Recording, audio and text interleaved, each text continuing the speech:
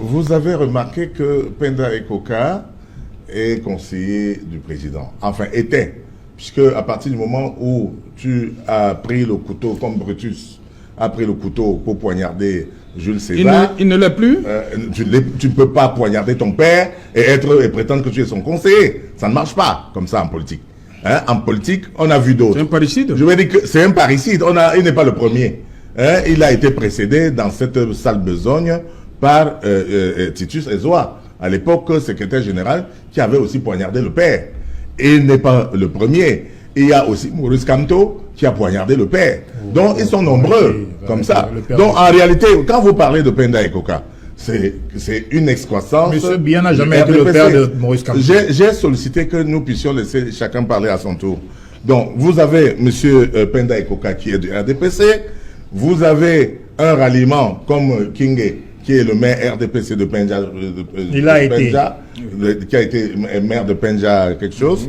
Vous avez Zongang Albert qui les a rejoints, qui est ancien membre du Parlement, c'est-à-dire député RDPC. Donc le MRC, c'est la congrégation des anciens MRDPcistes qui veulent tuer le père, qui veulent rentrer tuer le père. En dehors de Djamen qui vient comme un cheveu dans la soupe pour pouvoir, n'est-ce pas, confirmer l'exception qui confirme la règle. Parce que Djamen, lui, il est du LDF de la gauche. Et il se retrouve dans la droite d'une façon tout à fait miraculeuse. Mais on sent bien que c'est parce qu'il n'a pas une idéologie à défendre. Le miracle, il a simplement, n'est-ce pas, un problème d'assises politiques. Et comme il était à l'étroit, à SDF, il était à l'étroit. En réalité, qu'est-ce qui le chasse au SDF? Il y a le conflit entre Joshua Oshi et Mbadam. Lui, il a pris le parti de Banda. Et il n'a pas pris le parti de Joshua. Or, Joshua est le candidat du SDF. Et comme c'est Joshua qui est le candidat, comment il va soutenir le candidat du SDF qu'il a combattu? Qu'il a combattu ici, même ici à l'intérieur de la ville. Joshua Oshi est avec l'honorable Nietzsche. Et lui, il est l'adversaire, monsieur Djamen qui est mon ami préféré, est l'adversaire de Nietzsche ici. L'adversaire local. Or, comme leur côté a échoué, et le côté de Oshi, c'est-à-dire Nietzsche, Oshi et les jamais. Je suis quand même avec votre mère. Je suis avec leur mère. Donc voilà pourquoi lui, il préfère, c'est-à-dire se suicider. Hein, et aller retrouver le MRC, qui n'est pas sa famille politique traditionnelle. Donc, de ce point de vue, ne nous attardons pas beaucoup à lui parce que ça risque de nous donner restons sur le ralliement de Penda. Oui. Penda Koka, c'est une épée dans l'eau. C'est-à-dire qu'en réalité, un coup d'épée dans l'eau. C'est un coup d'épée dans l'eau. C'est un coup d'épée dans l'eau parce que Penda Ekoka participe de ce que... Et il est très écouté ces derniers temps. Hein? Bon, et avant, il était où? Donc c'est maintenant qu'il est en dissidence qu'on l'écoute. Quand quelqu'un est en dissidence, quand un enfant pleure, on part dans la chambre voir pourquoi il pleure. Peut-être qu'une fourmi l'a mordu. Donc dans son cas, il pleure. Il pleure parce que le président ne lui a pas donné du travail. Et donc, Penda Ekoka qui pleure, les enfants, on va voir que, mais pourquoi cet enfant pleure? Et il dit que non, depuis que je suis conseiller, le président ne me donne pas du travail. Donc, autant aller voir mon frère MRC qui était aux affaires avec moi. Peut-être que si je peux l'aider à passer, je peux avoir un bon poste. C'est de ça qu'il s'agit. Mais sinon, il n'a pas été préparé. Je veux dire qu'il a même son regroupement qu'il dit qu'agir là. Ça montre qu'il voulait être aussi candidat à la présidentielle. Et comme le président est candidat, et comme il veut jouer l'équilibrisme, parce que écoutez son discours, il dit que je ne suis pas contre le président, hein. Je suis seulement contre les gens qui sont à côté du président et qui le trompent et qui ne lui disent pas la vérité. Et il n'est pas le seul à penser ainsi. Oui, hein. Bon, enfin, mais c'est ce qu'il dit. Oui. Donc, pourquoi il le dit?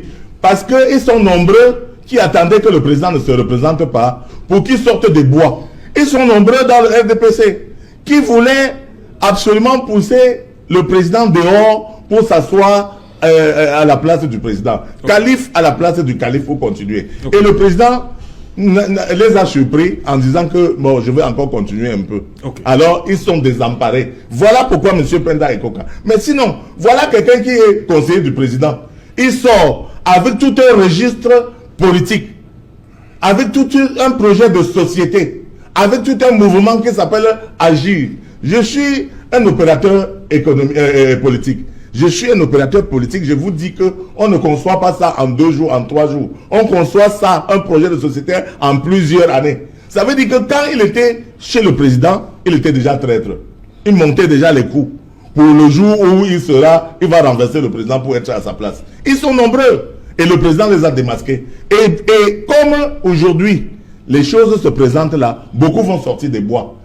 Le MRRC là, son candidat là, ce n'était même pas lui. Hein. Il y a d'autres candidats qui étaient cachés derrière, qui pensaient que le président ne devait pas se représenter.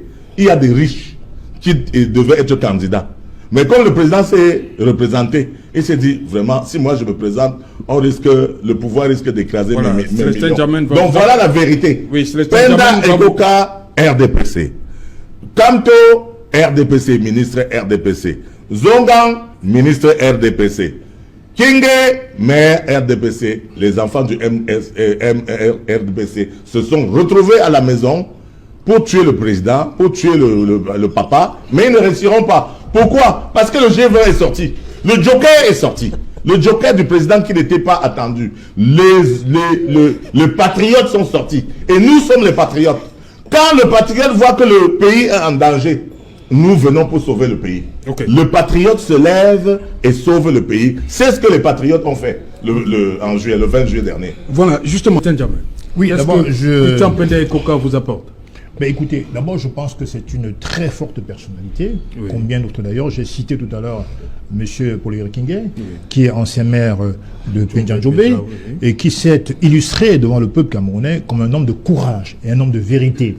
Aujourd'hui, il a choisi le camp de la Renaissance et c'est une bonne nouvelle pour nous. De la même manière que, il ne faut pas regarder, comment dirais-je, Penda Ekoka comme celui qui serait détenteur d'un bêta électoral. Non, c'est un symbole qui en augure d'autres. Parce qu'en vérité, qu'est-ce qui se passe? Il se passe que Kamto attire, Kamto focalise les énergies, les espoirs. C'est du jamais vu depuis pratiquement 26 ans dans ce pays.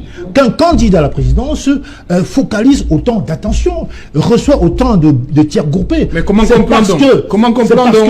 comprendre donc que Jean-Jacques Ekindi ait échappé à Kamto?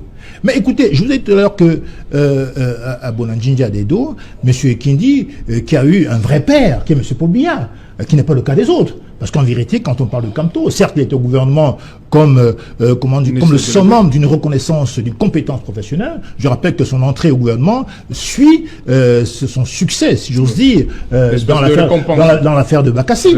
Et d'autant plus que son homologue nigérian est également ministre de la Justice. Donc je pense que sur le plan technique, M. Biya pensait qu'il fallait justement un équilibre du côté du Cameroun. Donc M. Biya n'a jamais été le créateur de M. Kamto. Kamto s'est fait tout seul.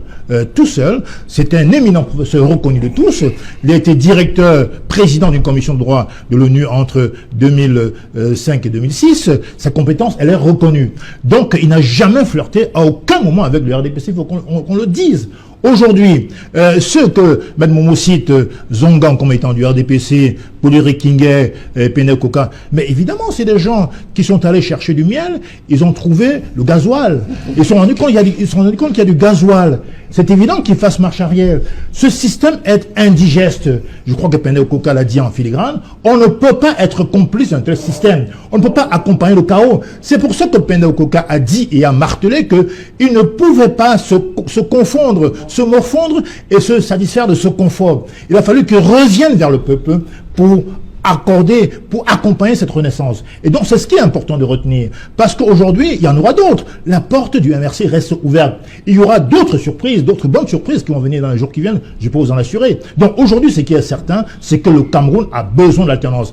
Et qui mieux que Kamto sur le terrain, tout le monde le voit. Qu'on l'aime ou qu'on l'aime pas, c'est pas des choix sentimentaux. C'est des choix objectifs, c'est des choix profonds. Le Cameroun a besoin de respirer. Je pense, encore une fois, que Jean de Dieu Momo a fait un choix qui est respectable, mais il a fait le mauvais choix, c'est le sien. Ça doit se respecter. Mais moi, je dis qu'aujourd'hui, les Camerounais ont compris qu'il y a un homme qui a créé une nouvelle donne dans l'espace politique camerounais, c'est Maurice Kamto. Je peux vous assurer que la seule chose qui pourrait nous nuire, c'est éventuellement l'évitement ou le manque de contrôle au niveau de la surveillance des votes. C'est ce qui nous manque. La victoire du professeur Kamto au soir du 7 est palpable et certaine. Maintenant, il y a une condition.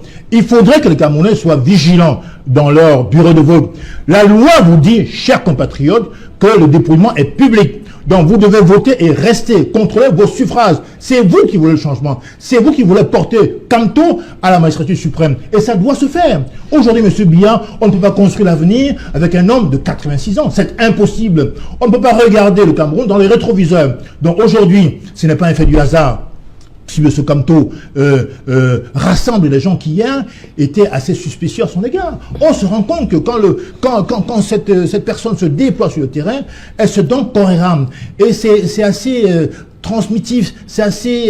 ça se transmet. Les Camerounais le ressentent au plus profond d'eux-mêmes. Okay. Ils savent très bien qu'il y a une dynamique qui est en place et cette dynamique va aboutir le 7 au soir. J'en suis convaincu. Ok. Maître Jean de Dieu Momo, Célestin Diamant dit que ceux qui sont partis croyaient aller trouver du miel, mais ils ont rencontré du gasoil. Mais vous allez... C'est le gasoil qui est là-bas, RDPC? Ce qui est terrible, c'est que, voyez-vous, le président de la République, Paul Biya, est un homme qui doit être bien solitaire. Parce que vous faites confiance en des gens, vous les sortez de l'ombre où ils étaient, lorsque vous les placez à des niveaux de responsabilité pour gérer l'État, pour vous accompagner dans votre mission de salubrité publique, ce sont ces mêmes gens qui vous poignardent dans le dos. L'histoire est pleine de Brutus comme ça. C'est-à-dire, dans l'histoire romaine, on voit Brutus qui est parmi les assassins de Jules César. Jules César reçoit des coups de couteau de ses ennemis et se retourne et reconnaît son fils dedans, Brutus, sa propre fabrication. L'histoire du PADEC récemment également a révélé ce genre de personnes que vous avez sorti de nulle part pour en faire des conseillers municipaux. Mais ils disent que vous avez pris la décision sans les consulter. Non, tout ça c'est faux, n'est-ce pas? Oui. Tout ça c'est faux. Et parce que le vice-président, eux-mêmes, ils l'ont reconnu que... Tout le bureau directeur du PADEC a déménagé vers la MRC. S'il vous plaît, je ne sais pas pourquoi les gens aiment... Moi, je ne suis pas habitué dans les discussions du quartier, voyez-vous. C'est que moi, comme je suis souvent sur des grands... Dans des grands forums, tout ça, où on parle chacun son tour, c'est-à-dire que c'est des hautes personnalités. Moi, j'ai de la difficulté à discuter avec des gens qui parlent au même moment. Puisqu'on s'adresse à des gens, à des milliards de personnes qui nous regardent, il faut être responsable, il faut être poli vis-à-vis de ces personnes. Donc, vous faites confiance, moi je ressens les blessures du président. Vous faites confiance à des gens qui vont vous trahir. Nous prenons une décision ensemble et des gens vont à la télé dire que je ne les ai pas consultés. Alors qu'ils étaient avec moi. Donc, voyez-vous, le président nomme Monsieur Penda Ekoka, conseiller, après plusieurs tractations, puisqu'il s'agit des tractations menées en des hauts lieux par des personnalités de la République, par des personnes, je pourrais même avancer un nom, des personnes introduites de la République, des hautes personnalités, y compris au ministère de la Justice, qui introduisent Penda Ekoka en disant non, c'est quelqu'un de bien, c'est un excellent économiste, il peut bien nous aviser. C'est-à-dire, comment Penda Ekoka va regarder ce qu'on pourrait appeler son parrain, celui qui l'a parrainé, puisque le président ne le connaissait pas. Comment est-ce que le président va regarder ceux qui ont introduit M. Kamto chez lui en lui disant c'est un bon juriste, il est important que vous le preniez au ministère de la Justice pour vous aider. Et quand ces gens-là arrivent, ils deviennent gourmands. Ils veulent tous prendre la place du chef. Vous appelez quelqu'un pour dire j'ai un mandat du peuple pour gérer le pays. Vraiment, venez en tant que technocrate m'aider, vous à la justice, vous au conseil, comme conseiller économique, vous à tel endroit, vous et chacun Dès qu'il arrive, il dit le palais là, le pouvoir là est sucré comme ça. Chacun commence à fourbir son arme pour dire comment neutraliser le président, comment neutraliser son action. Le président va entreprendre quelque chose, ils seront les premiers à torpiller pour que le président ne réussisse pas, pour que le président soit mal vu, pour que le président soit vu comme celui qui dirige mal. Personne ne peut diriger ce pays tout seul. Et j'ai plaisir à dire, comme le président de la République, que aucune tribu ne peut gérer seul le pays. Vous avez des candidats qui s'organisent autour d'une tribu et qui ont leur staff dirigeant tribal et qui accusent Maître Momo d'avoir choisi un candidat qui n'est pas du village. Je dis que vraiment, il faudrait qu'on quitte les sentiers battus de la tribu lorsqu'on veut parler des affaires de l'État. Aucune tribu ne peut s'en sortir. Et nous, si on veut être Camerounais, si on veut gérer les affaires de la République, je pense qu'il faut un peu mettre chacun du nôtre. Nous avons un pays formidable, Serge Alain, autour, avec une jeunesse dynamique, mais qui n'est pas orientée vers le développement. Le premier devoir de la jeunesse, fer de lance de la nation, c'est de servir son gouvernement.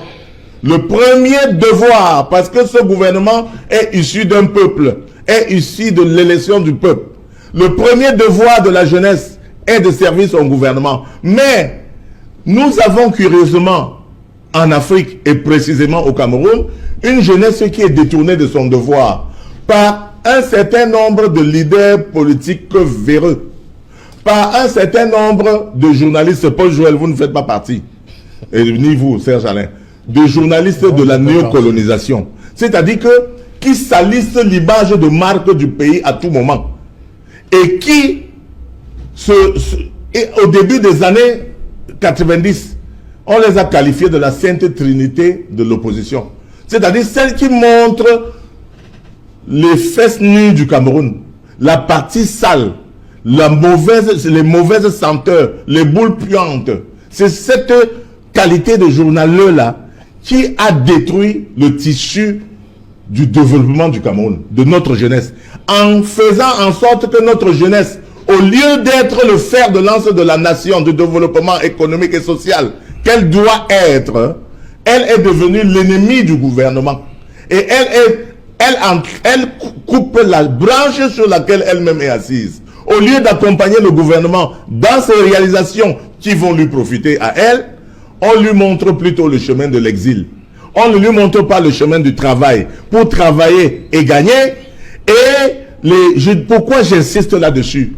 Parce que vous avez les opposants du chaos, les opposants néocoloniaux, qui sont au service de l'impérialisme, qui sont au service des prédateurs occidentaux, qui veulent qu'on vide l'Afrique pour que les Blancs viennent s'installer, qui veulent que l'Afrique et sa jeunesse partent pour libérer afin que les néo... Donc, ceci, Serge Alain Otto, nous devons frapper là-dessus. Nous devons insister là-dessus. Qu'il ne faut pas détourner notre jeunesse.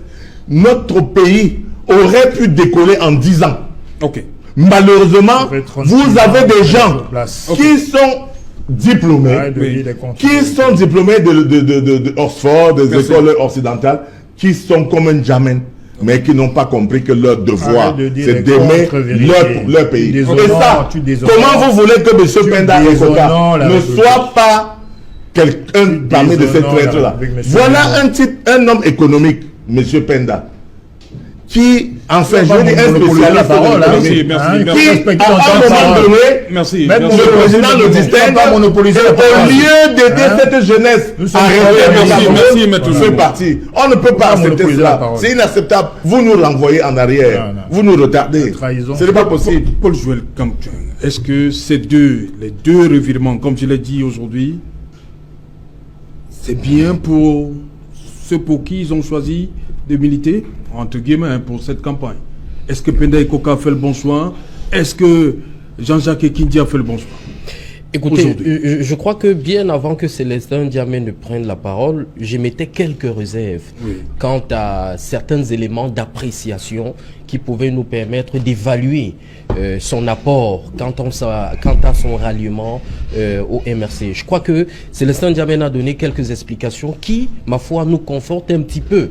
Vous voyez, cela veut simplement dire qu'en réalité, c'est chaque candidat qui choisit en fonction de ses critères, en fonction de ses aspirations, en fonction de sa vision, avec qui il s'allie pour une cause bien précise. Et donc, vous comprenez avec moi, et Célestin l'a si bien dit qu'en réalité, il faudrait pas considérer son ralliement comme étant un bétail électoral qu'on apporte en réalité à un candidat. Ce qui voudrait dire en réalité que l'appréciation que moi ou alors que quelqu'un d'autre qui soit de l'extérieur de cette formation politique puisse faire serait une appréciation tout au moins relative, parce qu'en réalité on ne détient pas tous les éléments qui nous permettent d'avoir une lecture tout à fait synoptique ou tout à fait complète de ce ralliement. Spectaculaire, vous l'avez dit, parce qu'en réalité la presse s'y mêle, le contexte également s'y prête, et donc on voit tout ce que cela peut entraîner. Mais je continue à dire, en réalité, le plus intéressant ou le plus important, c'est qu'est-ce que ce ralliement va apporter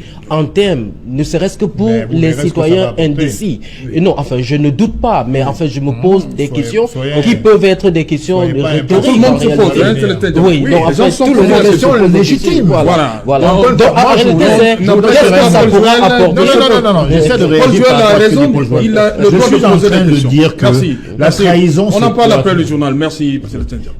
Bonsoir Cédric Noufélé. Bonsoir Serge Alain, bonsoir à vos invités. Voilà, le 20h, c'est dans un instant. Qu'est-ce qu'il y a au menu du 20h que vous allez présenter pour nous? Nous parlerons politique en ouverture du journal avec, vous l'avez commencé à évoquer cette question, celle de cette alliance politique, les différentes alliances qui font rage depuis quelques heures à présent. Christian Penda Ecoca, conseiller du président de la République, qui soutient désormais Maurice Kamto, et de l'autre côté, chasseur de Lyon qui change de fusil d'épaule et soutient désormais Paul Biya, qui a été son principal adversaire politique. Ces 20 dernières années, ces transhumances politiques sont-elles des transhumances qui visent à soutenir l'intérêt général des populations? Élément de réponse à suivre dans le journal de 20h. Nous vous raconterons les séquences fortes de ce bras de fer entre les partisans de Cabral Libye et les autorités administratives du département du Vouri à propos de l'interdiction de son meeting projeté un jour de campagne électorale. Et nous irons dans les différentes régions du Cameroun pour vous raconter le quotidien de vie des populations dans les zones rurales, notamment dans la région de l'Est, là où à Bertois principalement les populations attendent de voir les infrastructures également s'améliorer pour voir le quotidien évoluer de ce côté. Voilà, ce sera donc développé dans le 20h que Cédric va nous présenter. Le 20h de Cédric Noufélé, madame, monsieur, c'est dans un instant. Moi, je vous retrouve après pour le débrief. Fille, garçon, qu'est-ce que tu fais là? Vas-y jouer avec les femmes. Quand il me bousculait, je tombe. Mais je t'ai...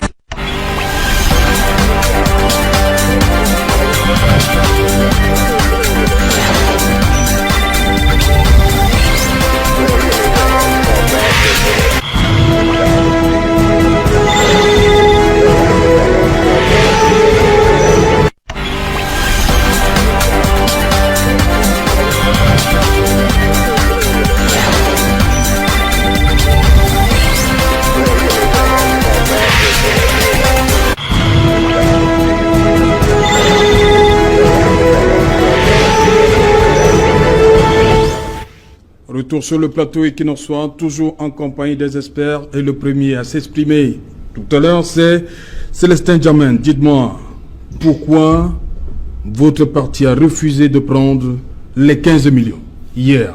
Je pense tout d'abord, Serge Alain Rotou, que cette manière un peu cavalière, car le ministre Atanganji, qui est quand même un ancien repris de justice, tout le monde le sait, non. de convoquer.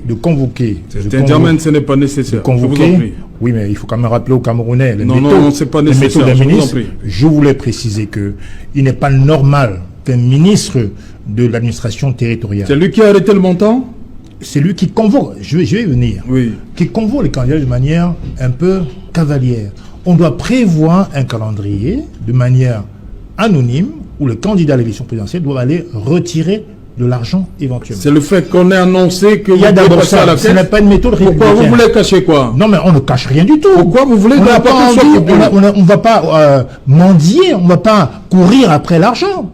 Il faut établir un calendrier où les candidats à une élection présidentielle iraient chercher de manière on dit que la première l'argent. la loi, Il n'y a pas besoin. L'article 286 Oui. du code pénal, code électoral dit que la première tranche est versée après.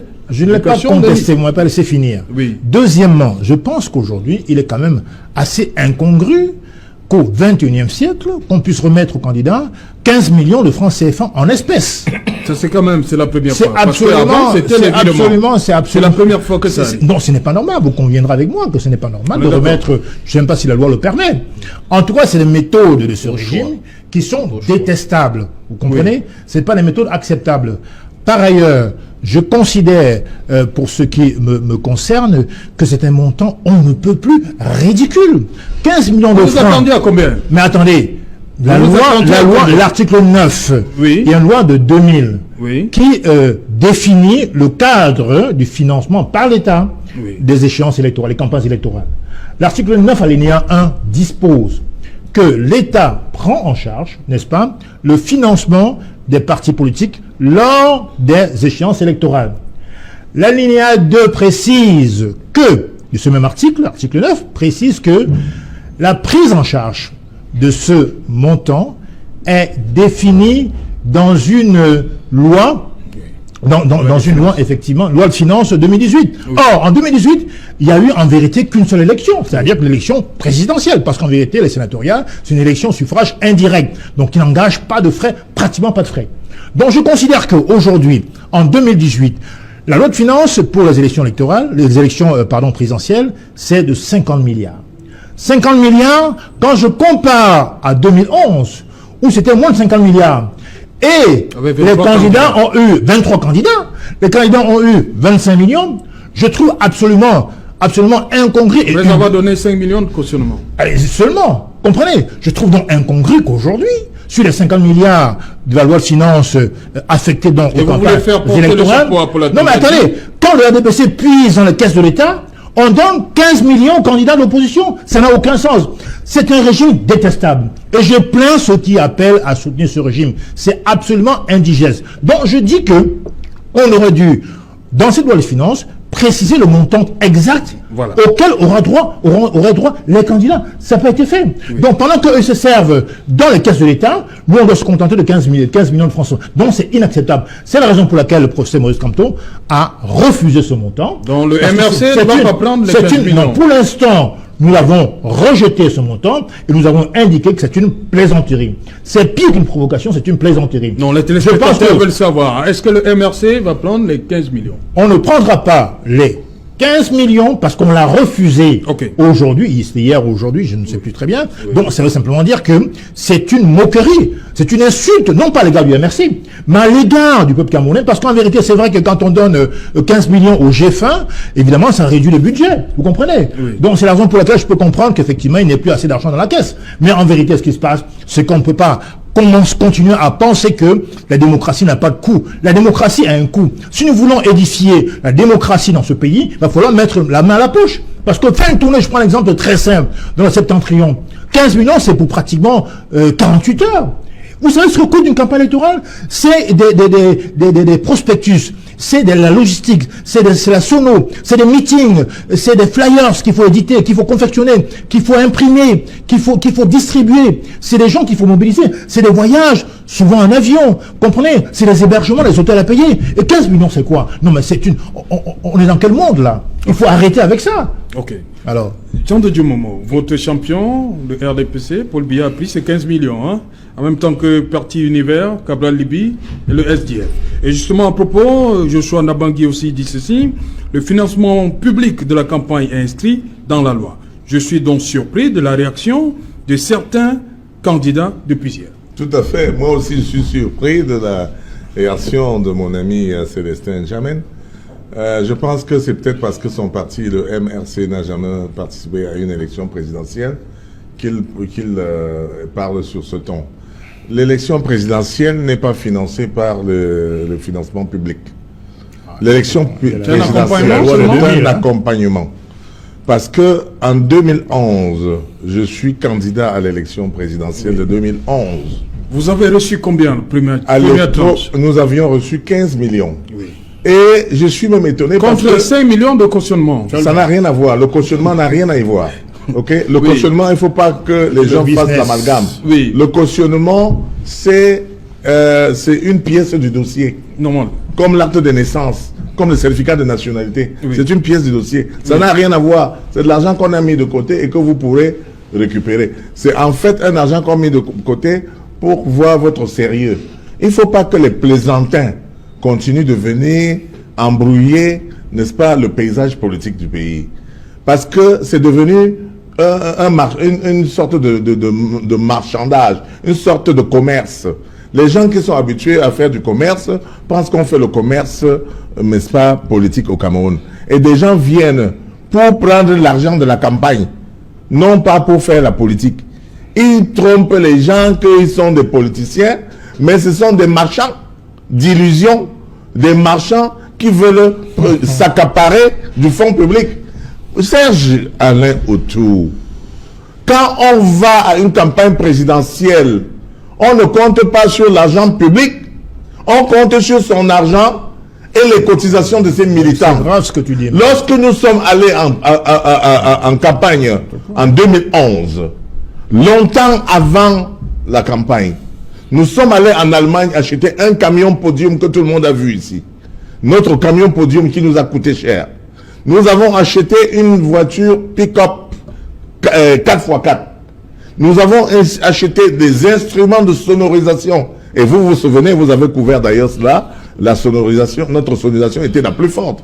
Puisque quand le SDF et nous sommes retrouvés au stade Omnisport, ils ont Joshua Oshie avec le chairman SDF, ni John Frundi, sont venus me supplier que, pardon, réduisez votre volume. Parce que quand nous parlions, ils ne les entendaient pas. Je me souviens avoir plaisanté à cette époque, mais vous êtes en politique depuis très longtemps. On ne fait pas la politique avec les mégaphones. Nous, on fait avec des instruments nouveaux. Nous étions avec les appareils de pointe de première génération. C'est-à-dire que comme ça. Donc, sur ça, c'est-à-dire qu'avant, nous avons déjà mis entre 150 millions et 200 000 francs. Rien que pour acheter. Ce qu'il dit est vrai.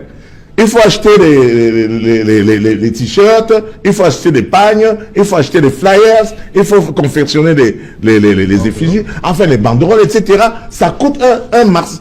15 millions, il faut que je leur explique, mes pauvres amis qui venaient d'arriver en politique. 15 millions, ça suffit à peine pour une semaine. Et lorsque nous avons eu 15 millions... Donc vous comprenez, donc voilà, donc tu me rejoins donc. Je dis oui, pas pour une semaine, pour 2 jours. Je vous explique. Laissez l'expert parler, s'il vous plaît. Tu n'es pas expert en financement. L'expert parler. L'expert, c'est celui qui a fait ce que vous n'avez pas encore fait. Tu as fait. D'accord? Donc moi, j'étais candidat, vous n'avez jamais été candidat. Tu as fait quoi? Lorsque ils ont donné la première tranche de 15 millions, ça faisait déjà une semaine que nous étions en campagne. On était déjà... on vous a donné en pleine campagne. Oui, on nous a donné en pleine campagne. Après une semaine, je me souviens que j'étais à Bamenda lorsque on m'a dit que le financement est disponible. J'ai interrogé mon compte à et là, c'était sur virement. C'était sur virement. Même aujourd'hui... Vous comprenez donc... Non, attendez. Oui, on est d'accord. Le ministre a dit qu'il y a plusieurs choix. Il y a 3 choix. Soit par virement, soit alors le chèque ou alors vous prenez en espèces. Et à chaque formation politique de choisir. C'est vrai, le ministre l'a précisé hier. Il a précisé. C'est-à-dire, voilà les gens auxquels on facilite la vie. Et ils se plaignent. C'est-à-dire qu'il y a des gens qui sont des autres. Voilà, c'est ça. On facilite la vie à 15 millions. Vous sortez dans la vérité. Le contraire. On ne peut rien faire avec 15 millions. Tu viens de le dire. Je n'ai pas dit qu'on ne peut rien faire avec les 15 millions. Dans une élection présidentielle. L'élection présidentielle, l'État vous accompagne dans ce que vous avez. Non, la loi ne parle pas d'accompagner. La loi parle de financement, pas d'accompagnement. C'est différent, maître. Est-ce qu'on peut parler? Un juriste doit être précis. Laisse-moi parler quand même. C'est le financement. Laisse-moi parler. Après, tu auras le temps d'accompagnement. On est au quartier, non, c'est les termes de